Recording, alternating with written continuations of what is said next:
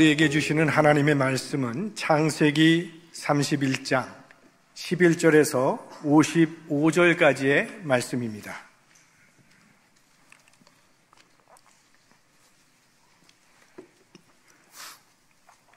교독하겠습니다. 야곱이 일어나 자식들과 아내들을 약대들에게 태우고 그 얻은 바 모든 짐승과 모든 소유물 곧 그가 바단 아람에서 얻은 짐승을 이끌고 가나안 땅에 있는 그 아비 이삭에게로 가려 할세. 때에 라반이 양털을 깎으러 갔으므로 라헬은 그 아비의 드라빔을 도적질하고 야곱은 그 거취를 아람 사람 라반에게 구하지 않고 가만히 떠났더라. 그가 그 모든 소유를 이끌고 강을 건너 길르앗산을 향하여 도망한지 3일 만에 야곱의 도망하는 것이 라반에게 들린지라. 라반이 그 형제를 거느리고 7일 길을 쫓아가 길르앗산에서 그에게 미쳤더니 밤에 하나님이 아람 사람 라반에게 현몽하여 가로시되 너는 삼가 야곱에게 선악감 말하지 말라 하셨더라. 라반이 야곱을 쫓아 미치니 야곱이 산에 장막을 쳤는지라. 라반이 그 형제로 더불어 길르앗산에 장막을 치고 라반이 야곱에게 이르되 내가 내게 알리지 아니하고 가만히 내 딸들을 칼로 잡은 자 같이 끌고 갔으니 어찌 같이 하였느냐. 내가 즐거움과 노래와 북과 수금으로 너를 보내겠거늘 어찌하여 네가 나를 속이고 가만히 도망하고 내게 고하지 아니하였으며 나로 내 손자들과 딸들에게 입맞추지 못하게 하였느냐. 내 소유가 실로 어리석도다. 너를 해할 만한 능력이 내 손에 있으나 너희 아버지의 하나님이 어젯밤에 내게 말씀하시기를 너는 삼가 야곱에게 선악간 말하지 말라 하셨느니라. 이제 내가 내 아비 집을 사모하여 돌아가려는 것은 가하거니와 어찌 내 신을 도적질하였느냐. 야곱이 라반에게 대답하여 가로되 내가 말하기를 외삼촌이 외삼촌의 딸들을 내게서 억지로 빼앗으리라 하여 두려워하였음이니이다. 외삼촌의 신은 위기에서 찾든지 그는 살지 못할 것이요 우리 형제들 앞에서 무엇이든지 외삼촌의 것이 발견되거든 외삼촌에게로 취하소서 하니 야곱은 라헬이 그것을 도적질한 줄을 알지 못하였더라. 라반이 야곱의 장막에 들어가고 레아의 장막에 들어가고 두 여종의 장막에 들어갔으나 찾지 못하고 레아의 장막에서 나와 라헬의 장막에 들어가매 라헬이 그 드라빔을 가져 약대 한 장 아래 놓고 그 위에 앉았지라. 라반이 그 장막에서 찾다가 얻지 못하며 라헬이 그 아비에게 이르되 마침 경수가 나므로 일어나서 영접할 수 없사오니 내 주는 노하지 마소서 하니라. 라반이 그 드라빔을 두루 찾다가 얻지 못한지라. 야곱이 노하여 라반을 책망할세. 야곱이 라반에게 대척하여 가로되 나의 허물이 무엇이니까 무슨 죄가 있기에 외삼촌께서 나를 불같이 급히 쫓나이까. 외삼촌께서 내 물건을 다 뒤져보셨으니 외삼촌의 가장 질물 중에 무엇을 찾았나이까. 여기 나의 형제와 외삼촌의 형제 앞에 그것을 두고 우리 두 사이에 판단하게 하소서. 내가 이 20년에 외삼촌과 함께 하였거니와 외삼촌의 암양들이나 암염소들이 낙태하지 아니하였고 또 외삼촌의 양떼의 수양을 내가 먹지 아니하였으며 물려 찢긴 것은 내가 외삼촌에게로 가져가지 아니하고 스스로 그것을 보충하였으며 낮에 도적을 맞았든지 밤에 도적을 맞았든지 내가 외삼촌에게 물어내었으며 내가 이와 같이 낮에는 더위를 무릅쓰고 밤에는 추위를 당하며 눈붙일 겨를도 없이 지내었나이다. 내가 외삼촌의 집에 거한 이 20년에 외삼촌의 두 딸을 위하여 14년, 외삼촌의 양떼를 위하여 6년을 외삼촌을 봉사하였거니와 외삼촌께서 내 품값을 10번이나 변역하셨으니 우리 아버지 하나님 아브라함의 하나님 곧 이삭의 갱류하는 이가 나와 함께 계시지 아니하셨다면 외삼촌께서 이제 나를 공소로 돌려보내셨으리이다 하는 하나님이 나의 고난과 네 손의 수고를 감찰하시고 어젯밤에 외삼촌을 책망하셨나이다. 라반이 야곱에게 대답하여 가로되 딸들은 내 딸이요 자식들은 내 자식이요 양떼는 나의 양떼요 네가 보는 것은 다 내 것이라. 내가 오늘날 내 딸들과 그 낳은 자식들에게 어찌할 수 있으랴. 이제 오라 너와 내가 언약을 세워 그것으로 너와 나 사이에 증거를 삼을 것이니라. 이에 야곱이 돌을 가져 기둥으로 세우고 또 그 형제들에게 돌을 모으라 하니 그들이 돌을 취하여 무더기를 이루매 우리가 거기 무더기 곁에서 먹고 라반은 그것을 여갈사두다라 칭하였고 야곱은 그것을 갈리앗이라 칭하였으니 라반의 말에 오늘날 이 무더기가 너와 나 사이에 증거가 된다 하였으므로 그 이름을 갈리앗이라 칭하였으며 또 미스바라 하였으니 이는 그의 말에 우리 피차 떠나 있을 때에 여호와께서 너와 나 사이에 감찰하옵소서 함이라. 내가 내 딸을 박대하거나 내 딸들 외에 다른 아내들을 취하면 사람은 우리와 함께할 자가 없어도 하나님이 너와 나 사이에 증거하시니라 하셨더라. 라반이 또 야곱에게 이르되 내가 너와 나 사이에 둔 이 무더기를 보라. 또 이 기둥을 보라. 이 무더기가 증거가 되고 이 기둥이 증거가 되나니 내가 이 무더기를 넘어 내게로 가서 해하지 않을 것이요 네가 이 무더기 이 기둥을 넘어 내게로 와서 해하지 않을 것이라. 아브라함의 하나님 나홀의 하나님 그들의 조상의 하나님은 우리 사이에 판단하옵소서 하며 야곱이 그 아비 이삭의 경외하는 일을 가리켜 맹세하고 야곱이 또 산에서 제사를 드리고 형제들을 불러 떡을 먹으니 그들이 떡을 먹고 산에서 격려하고 다 같이요. 라반이 아침에 일찍이 일어나 손자들과 딸들에게 입맞추며 그들에게 축복하고 떠나 고향으로 돌아갔더라. 아멘. 오늘 본문에는 야곱과 라반이 서로를 어떻게 생각하고 있는지 그 시각이 잘 나타나 있습니다. 두 사람은 장인과 사위 관계입니다. 20년 동안 한 지붕 아래서 함께 먹었고 기쁜 일, 슬픈 일, 어려운 일을 함께 겪어왔던 사람들입니다. 그런데 20년이 지난 지금 라반에게 야곱은 사위라기보다는 재산 증식을 위한 노동기계일 뿐이었습니다. 야곱 때문에 라반은 큰 부자가 되었습니다. 그래서 라반에게 야곱은 황금알을 낳는 거위 같은 그런 존재였습니다. 야곱도 라반을 장인으로 보질 않습니다. 야곱에게 있어서 라반은 노동을 착취하는 악덕 고용주, 또 자신의 행복을 파괴하는 방해자와 같은 존재였습니다. 그렇게 오랜 시간을 함께 살아왔는데 라반과 야곱은 서로에게 아픔을 주는 관계가 되었습니다. 자, 이런 관계가 어떻게 해결되는가를 오늘 본문이 보여주고 있습니다. 하나님께서 우리 인간을 관계적인 존재로 창조하신 이유는 인간의 행복을 위함입니다. 나누고 공감하며 더불어 살아갈 때 행복은 배가 되기 때문입니다. 그래서 아담에게 하와를 이끌어 주신 것입니다. 그러나 때로는 함께함이 복이 되지 못하고 불행이 될 때도 있습니다. 그럴 때는 끊는 것도 필요합니다. 끊어야 할 때는 끊어야 하나님께서 예비하신 그 다음의 축복을 경험할 수가 있습니다. 그래서 하나님께서 야곱에게 떠나라고 말씀하신 것이고 야곱은 그 하나님의 말씀대로 라반의 집을 떠난 것입니다. 이런 야곱의 모습은 앞으로 나타나게 될 그 이스라엘 민족의 출애굽과 아주 비슷한데 다른 점이 있다면 출애굽할 때는 너무나 급해서 거의 많은 것을 다 포기하고 떠났는데 야곱은 다 챙기고 떠납니다. 아주 큰 부자가 돼서 떠납니다. 또 한 가지 다른 점이 있다면 모세는 바로에게 떠난다는 것을 당당하게 밝히고 떳떳하게 떠났습니다. 그런데 야곱은 라반이 없는 틈을 타서 몰래 도망칩니다. 그러나 비밀이란 언젠가는 드러나게 되어 있습니다. 이 야곱의 비밀은 3일 만에 탄로가 났습니다. 22절 3일 만에 야곱의 도망한 것이 라반에게 들린지라. 우리 지난번에 살펴봤던 창세기 30장을 기억하신다면 이 라반이 야곱의 몫으로 돌아가게 될 이 얼룩진 가축들이 더 이상은 나오지 못하도록 하기 위해서 자신과 야곱의 거리를 사흘 거리를 두었다라는 것을 기억하고 계실 것입니다. 그래서 야곱이 도망갔다는 소식도 3일 후에야 이 라반이 듣게 된 것입니다. 이 잔머리를 쓰는 사람들은요, 자기께 자기가 넘어지는 경우가 너무나 많습니다. 우리는 날마다 여러 가지 선택을 하며 살아가고 있습니다. 이럴 때는 어떻게 행동을 해야 될까? 이럴 때는 어떤 선택을 해야 할지 고민될 때가 많죠. 그런 문제들에 잘 대처할 수 있도록 처세술을 가르쳐주는 책들도 많이 있습니다. 그런 것들도 어느 정도 도움은 되겠지만 반드시 좋은 결과를 보장해 주지는 못합니다. 왜냐하면 그것은 참 지혜는 아니기 때문입니다. 참된 지혜의 원천은 하나님이십니다.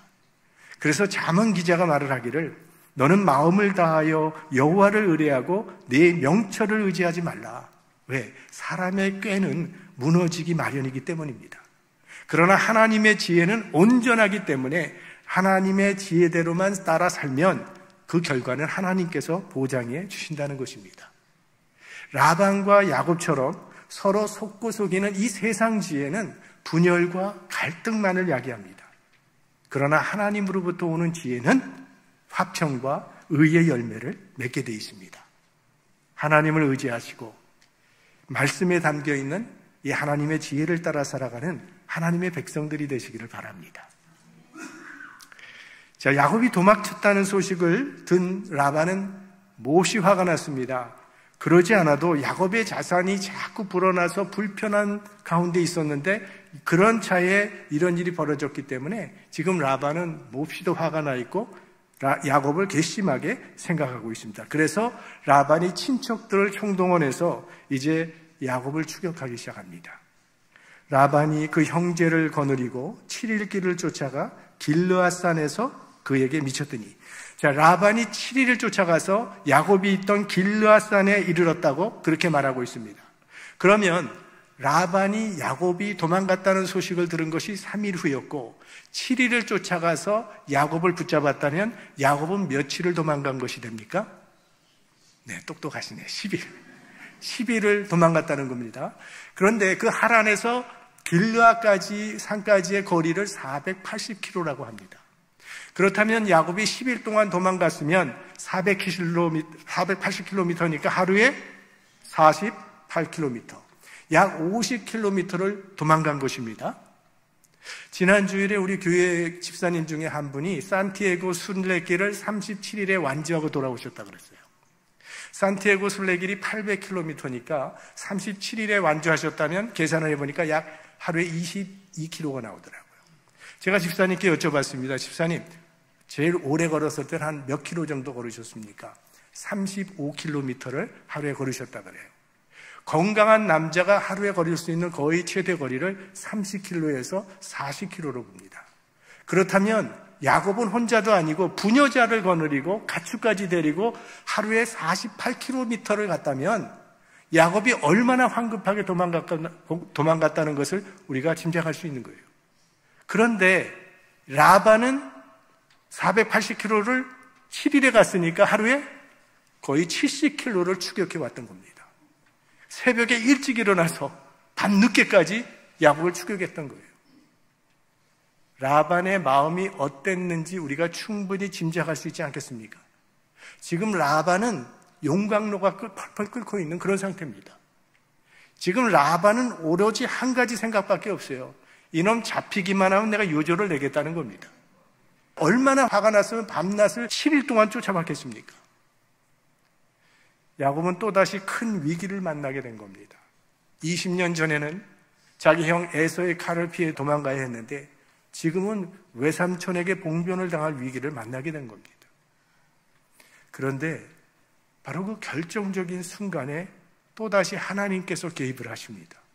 그리고 하나님께서 라반에게 나타나셔서 너 야곱을 해하지 말라고 경고를 하십니다. 밤에 하나님이 아람 사람 라반에게 현몽하여 가라사대 너는 삼가 야곱에게 선악간 말하지 말라 하셨더라. 이게 하나님의 말씀이니까 이렇게 점잖게 쓴 것이지 지금 용광로처럼 펄펄 끓고 있는 라반의 마음이 변한 것을 보면 분명히 하나님께서 강력하게 라반에게 경고하셨을 것임이 틀림이 없습니다. 이 하나님의 말씀을 듣지 않는다면 내가 죽겠구나라는 마음이 들 만큼 하나님께서 엄중하게 라반을 경고하셨던 겁니다. 야곱이 위기에 처할 때면 언제나 하나님께서 개입하십니다. 야곱이 잘못해서 공경에 처할 때도요, 하나님은 개입하셔서 그를 구원해 주십니다. 왜 그렇게 하시는 것입니까? 사랑에는 조건이 없기 때문입니다. 여러분은 왜 여러분의 자녀를 사랑하십니까? 공부를 잘하기 때문에? 심부름을 잘하기 때문에? 아니죠. 자녀이기 때문에 사랑하는 것입니다. 자녀가 어려움에 처하면 부모는 자녀가 잘했던 못했던 그 일에 개입하는 겁니다. 사랑하기 때문에. 야곱은 하나님의 자녀이기 때문에 하나님께서 야곱을 보호하시고 지켜주고 계신 것입니다. 근데 우리들도 마찬가지라는 겁니다. 우리는 미련해서 종종 내 자신을 공경으로 몰고 갈 때가 많습니다. 자신의 잘못 때문에 내 자신을 어렵게 만드는데 그래도 하나님은 그런 위기에서 우리를 건져주신다는 거예요. 우리의 믿음이 좋기 때문이 아니라 우리를 사랑하시기 때문입니다. 자녀를 향한 하나님의 사랑은요, 조건이 없는 사랑입니다.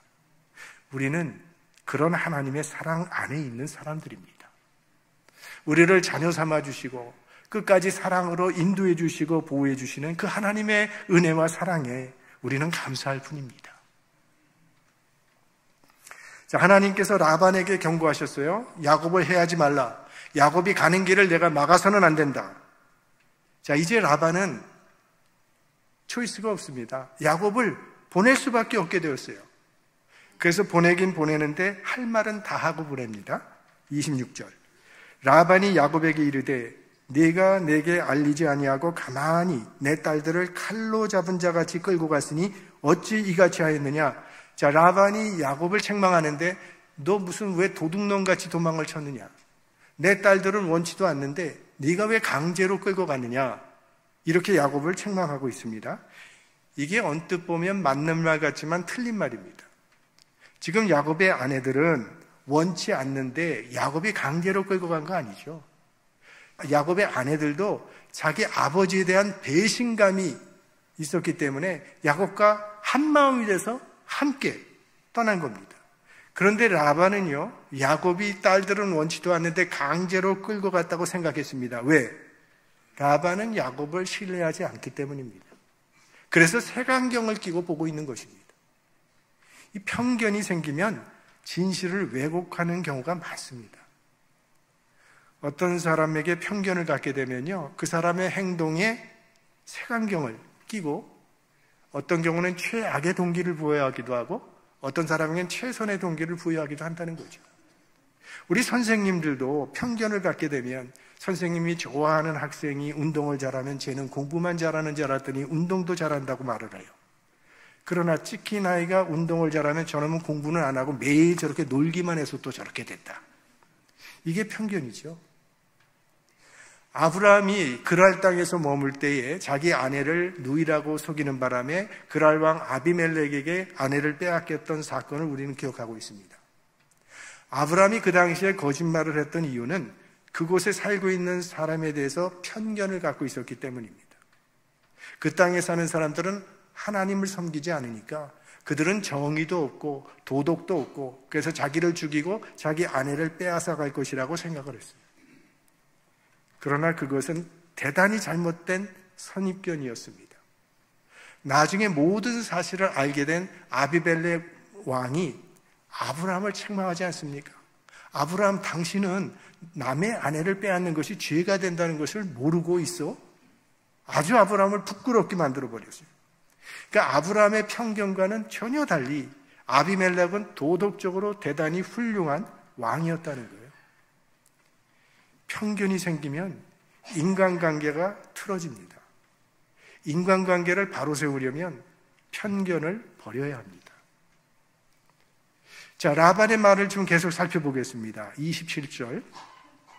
내가 즐거움과 노래와 북과 수금으로 너를 보내겠거늘 어찌하여 네가 나를 속이고 가만히 도망하고 내게 고하지 아니하였으며. 야곱아, 네가 떠난다고 말을 했다면 내가 소도 잡고 양도 잡고 성대하게 송별회를 하고 축복을 하며 보내줬을 텐데 뭔 죄를 지었길래 네가 이렇게 몰래 도망을 갔느냐며 추궁을 합니다. 자, 이것이 라반의 진심이었을까요? 물론 이거는 거짓말입니다. 그는 계속 야곱을 붙잡아 놓고 그를 부려먹고 싶었습니다. 근데 그게 뜻대로 안 되니까 지금 생색을 내면서 화풀이하고 있는 겁니다. 28절. 나로 내 손자들과 딸들에게 입맞추지 못하게 하였느냐? 내 소위가 실로 어리석도다. 자, 이것은 라반의 진심이었을 것입니다. 아무리 사이가 밉더라도 자기 딸과 손주들에게는 작별 인사를 하고 싶은 것이 할아버지의 마음일 것입니다. 그러니까 지금 라반의 말에는요, 진실도 있고 거짓도 있습니다. 진실과 거짓을 섞어서 말하고 있습니다. 사람들은 편리에 따라서 진실을 말하기도 하고 또 편리에 따라서는 거짓을 말하기도 하기 때문에 그 말이 정말 진실인지 거짓인지 분간하기가 참 어렵습니다. 마치 이솝 우화에 나오는 그 양치기 소년처럼 말입니다. 그래서 세상은 진실을 말해도 사람들이 믿어주지 아니하는 이 불신의 시대가 된 것입니다. 그러나 우리 그리스도인들은 진실해야 할 것입니다. 그래야 세상을 구원할 수 있기 때문입니다. 우리가 진실하지 않다면 누가 우리가 전하는 복음을 듣겠습니까? 우리가 진실하지 않다면 누가 우리를 통해서 길이요 진리요 생명이신 예수 그리스도를 만날 수 있겠습니까? 누가 우리를 통해서 하나님의 영광을 볼 수 있겠습니까? 진실해야만 이 세상을 구원할 수 있습니다. 그러므로 우리는 진실해야 합니다. 계속해서 29절, 너를 해야 할 만한 능력이 내 손에 있으나 너희 아버지의 하나님이 어젯밤에 내게 말씀하시기를 너는 삼과 야곱에게 선악간 말하지 말라 하셨느니라. 당장 너를 죽일 힘이 내게 있지만 내가 자비를 베풀어서 너 살려주는 것이니까 그런 줄 알라고 하는데, 라반이 무슨 선심을 쓰는 것 같이 보이지만 사실은 하나님을 두려워했기 때문입니다. 야곱 뒤에 있는 하나님이 두려웠던 거죠. 그래서 이제는 자기가 섬기는 신, 이 드라빔의 행방에 대해서 묻습니다. 누가 내 드라빔을 훔쳐갔느냐? 드라빔은 가정의 수호신이라고 말씀을 드렸죠. 이거는 은이나 나무로 만든 작은 우상입니다. 여기서 우리는 라반이 어떤 신앙을 갖고 있는 사람인가를 알 수 있죠. 그는 하나님의 말씀을 두려워하고 지금 따르고 있어요. 그러니까 하나님을 두려워하는 사람입니다.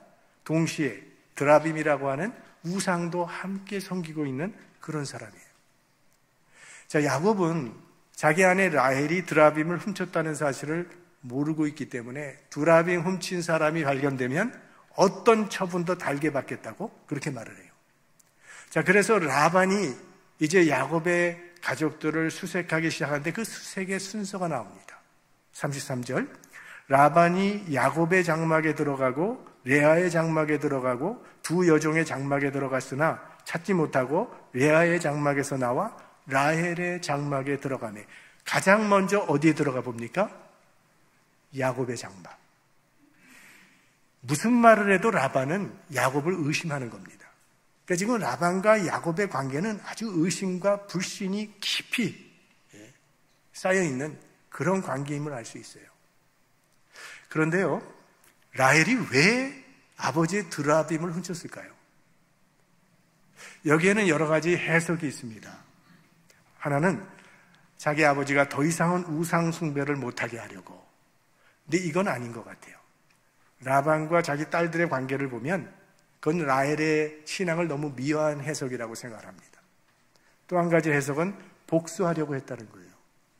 이 라헬은 자기 아버지가 자기 언니 레아를 야곱에게 준 것에 대해서 아주 한이 맺혀 있었는데 떠나면서 아버지가 가장 귀중하게 여기던 그 드라빔을 훔침으로 복수를 하려고 했다는 그런 해석이 있어요.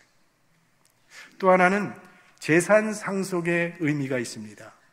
당신은 그 부모의 재산을 상속받는 자식이 그 드라빔을 계승하는 그런 풍속이 있었다고 합니다. 그러니까 라헬이 아마도 나중에 아버지 재산을 자기가 가졌으면 하는 그런 욕심 때문에 드라빔을 훔쳤을 것이라는 그런 해석이 있습니다. 아마도 가장 설득력이 있는 해석은 라헬이 지금 아주 먼 길을 가야 되는데 그 길에서 수호신의 도움을 좀 받기 위해서 훔쳤을 것으로 봅니다. 왜? 아버지가 드라빔을 섬기는 걸 봤기 때문에. 그런데 라헬이 급하니까 그것을 어디다 숨겼느냐 하면 자기 엉덩이 밑에 깔고 앉았다는 거예요. 신을 깔고 앉았다는 거예요. 정말 신이라면 깔고 앉으면 안 되잖아요. 그런데 자기 밑에 깔고 앉고서는 이게 나를 또 지켜주는 수호신이라고 그렇게 믿고 있습니다. 이것이 우상을 섬기는 사람들의 어리석음입니다. 깔고 앉아도 아무 말도 못하고 화도 낼 줄 모르고 납치를 해가도 아무것도 못하는 그런 걸 신이라고 섬기고 있으니 이게 얼마나 어리석은 일입니까? 라반이 드라빔을 찾지 못하니까 이번에는 야곱이 반격을 하는 겁니다. 36절, 야곱이 노하여 라반을 책망할세 야곱이 라반에게 대척하여 가로되 나의 허물이 무엇이니이까? 무슨 죄가 있기에 외삼촌께서 나를 불같이 급히 쫓나이까? 야곱도 지금 하고 싶은 말을 다 쏟아놓는데요, 오늘 본문을 보시면 라반보다 2배는 더 길게 자기 한을 쏟아놓습니다. 요약해 보면, 어찌하여 내가 무슨 도둑놈이나 된 것처럼 외삼촌이 이렇게 불같이 나를 쫓아오셨습니까? 우리가 뭘 훔쳤다고 하는데 다 뒤져보셨으니까 훔친 것이 있다면 우리 형제들이 다 보는 앞에 내놓고 한번 따져보십시다. 내 가축들도 잘 살펴보셨을 텐데 제가 가져온 가축 중에 얼룩무늬 아닌 가축이 한 마리라도 있었습니까? 지난 20년 동안 저는 외삼촌의 가축들을 돌보느라 눈붙일 겨를도 없이 지냈습니다. 간혹 양이 짐승에게 물려 죽으면 그걸 증거물로 삼을 수도 있었지만 저는 그렇게 하지 아니하고 외삼촌 거를 다 변상해 드렸습니다. 그 당시에는요, 목자와 목장 주인이 계약을 맺을 때는 사고로 짐승이 죽는 경우에는 목자에게는 책임이 없다라고 하는 불문율이 있었습니다. 그런데 야곱은 그렇게 하지 아니하고 자기 것으로 변상을 했다는 그런 이야기입니다. 난 20년 동안 외삼촌을 위해서 온몸이 으스러지도록 일을 했지만 외삼촌께서는 저에게 품값을 준다 하면서 주지 않았어요. 근데 그것도 모자라서 이젠 저를 도둑으로 모시는 겁니까? 하나님께서 만약 나를 지켜주지 않으셨다면 외삼촌은 분명히 저를 빈손으로 돌려보냈을 겁니다. 지난 20년 동안 야곱의 마음에 맺혀있던 모든 한이 여기서 다 폭발해버리는 거예요. 야곱은 자기는 절대적인 피해자요, 라반은 절대적인 가해자라고 하면서 공격을 하고 있습니다. 똑같은 사건도 해석하는 사람에 따라 다릅니다. 야곱과 라반은 서로 자기가 옳다고 주장하고 있는 거예요. 그래서 라반도 할 말이 많은 거고 야곱도 할 말이 많습니다. 둘 다 자신은 피해자고 상대가 가해자라고 보였기 때문에 이것이 야곱과 라반의 관계입니다. 서로 속고 속이는 관계. 그러면 누가 더 나쁜가? 막상 막합니다. 자, 이렇게 본문은 야곱과 라반과의 갈등과 원한 관계로 시작이 되었는데 이제 끝부분에 와서는 두 사람이 평화 조약을 맺는 이야기로 매듭이 지어집니다. 43절, 라반이 야곱에게 대답하여 가로되 딸들은 내 딸이요 자식들은 내 자식이요 양떼는 나의 양떼요 네가 보는 것은 다 내 것이라 내가 오늘날 내 딸들과 그 낳은 자식들에게 어찌할 수 있으랴. 어쩐 일인지요, 라반의 마음에 변화가 생긴 겁니다. 지금 내가 싸우고 있는 상대가 누구지? 내 딸이 아닌가? 내 손주가 아니냐? 내 사이가 아닌가? 너 해야 하는 것은 나를 해야 하는 것이니 이제 그만두자. 라반이 드디어 야곱을 가족의 공동체로 보기 시작했다는 거예요. 너는 원수가 아니라 내가 사랑해야 될 대상이라는 것을 비로소 깨닫게 된 겁니다. 그래서 돌무더기를 쌓아놓고 이제 라반과 야곱이 평화의 언약을 맺습니다. 50절 말씀, 네가 내 딸을 박대하거나 내 딸들 외에 다른 아내를 취하면 사람은 우리와 함께할 자가 없어도 보라 하나님이 너와 나 사이에 증거하시느니라 하였더라. 라반이 아버지로 돌아오는 순간입니다. 그동안 돈밖에 모르던 라반이었지만 역시 아버지는 아버지입니다. 딸들의 행복을 위해서 한 가지를 제안을 합니다. 너 다른 아내를 두지 말라. 그리고 노파심에 단서를 하나 답니다. 나는 너를 지켜보지 못하지만 네가 믿는 너의 하나님이 너 지켜보고 계시니까 너 알아서 하라고. 이제 너는 너의 길을 가고 나는 나의 길을 가자. 서로 어렵게 하지 말자. 우리는 한 가족이 아니냐. 과거의 일은 다 잊어버리고 이제부터 새로운 길을 가자.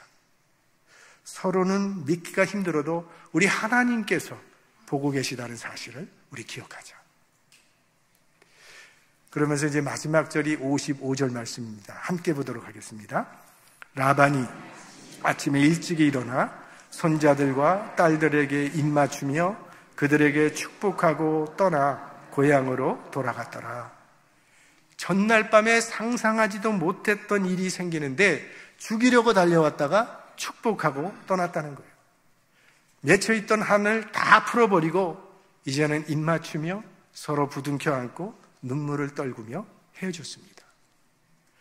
조금 전까지만 해도 서로 대적하던 원수가 어떻게 이렇게 변할 수 있는 것입니까? 이 평화는요, 결정적인 순간에 하나님의 개입으로 이루어진 겁니다. 이 라반과 야곱의 관계는요, 너무도 복잡하게 얽히고 설켜서 하나님 아니고는 누구도 해결할 수 없는 문제였어요. 그래서 하나님께서 개입하신 것입니다. 하나님께서 개입하시니까 원수였던 라반과 야곱 사이에서 화해가 이루어지더라는 거예요. 여러분의 삶 가운데도 이런 일들이 이루어지기를 바랍니다. 아무리 복잡한 문제라도 하나님이 개입하시면 해결 안 될 일이 없습니다. 인생은 갈등의 연속입니다. 개인적인 갈등, 사회적인 갈등, 계층 간의 갈등, 노사 간의 갈등, 세대 간의 갈등, 지금도 지구촌 곳곳에서는 갈등과 전쟁이 계속되고 있습니다. 사실 우리 부부 사이에서도 별거 아닌 것을 가지고 싸우고도 며칠 밤을 말을 하지 않지 않습니까? 인간은요, 작은 갈등 하나도 해결할 능력이 없습니다. 그래서 주님이 오신 것입니다. 그리고 십자가로 막힌 담을 헐어버리심으로 진정한 화해의 역사를 시작하신 것입니다.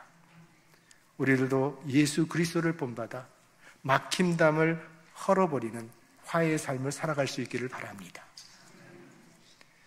오늘이 2023년 6월 25일 6.25 전쟁 73주년이 되는 날입니다. 남한이나 북한이나 지난 73년 동안 평안한 안정감 속에서 살지는 못했습니다. 우리 민족의 가장 큰 과제는 남북이 하나 되는 것이라고 생각합니다. 이 분단된 조국이 이대로 계속되는 것은 절대로 하나님의 뜻이 아닙니다. 남북 관계는 아무도 해결할 수 없는 복잡한 문제라고 말을 합니다. 그런데 그 문제를 가지고 그리스도인들은 끊임없이 기도해 왔고 앞으로도 계속 그렇게 할 것입니다. 왜냐하면 우리가 믿는 것이 있기 때문이죠. 역사의 주인은 하나님이시기 때문에 하나님께서 개입하시면 아무리 복잡한 문제도 해결될 것을 믿기 때문입니다. 전날 밤만 해도 원수로 지내던 이 라반과 야곱이 하나님이 개입하심으로 평화가 이루어진 것처럼 하나님의 때에 하나님께서 개입하시면 남북의 평화 통일도 이루어지게 될 줄로 믿습니다. 우리 한반도에 평화 통일의 은혜가 임하는 날이 속히 오게 되기를 우리 역사의 주인이신 주님의 이름으로 축원합니다.